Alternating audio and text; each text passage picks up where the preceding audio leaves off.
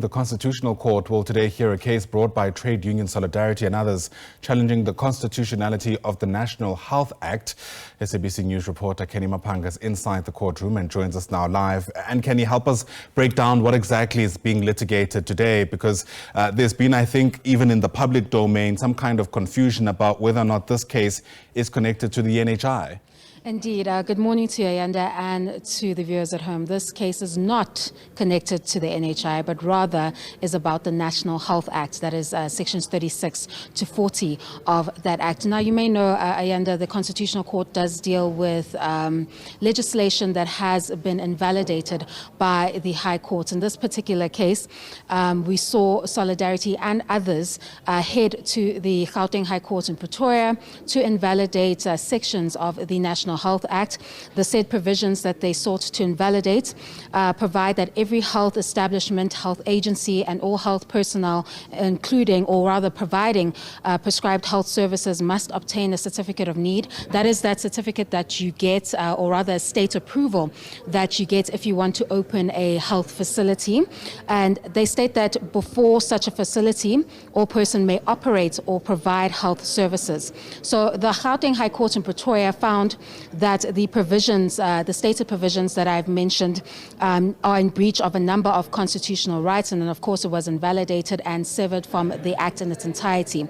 Now, we know that according to the design of our constitutional democracy, we do get instances where legislation is invalidated, but of course, in order for that order to take effect, you need to go to the Constitutional Court to get that confirmation of invalidity from the Constitutional Court. That brings us to the ConCourt hearing today. However, in most cases, we see that when these instances take place, Ayanda, it is unopposed. However, in this particular matter, the Minister of Health, the DG of Health, and the President of the Republic of South Africa will be opposing this application or bid for confirmation of invalidity, and they'll be seeking to appeal that Gauteng High Court in Pretoria judgment that invalidated those said sections and severed them from the Act, stating that it serves a legitimate government purpose. Now, some of the constitutional rights that rendered the application successful in the High Court for the applicants was that it included the fact that the constitutional rights that are being breached is that it does not consider the rights of owners or the social, professional, and financial impact of the provisions on them. However, government will oppose this particular bid, arguing that the provisions are necessary to give effect to transformation and to ensure a more equitable distribution of health services.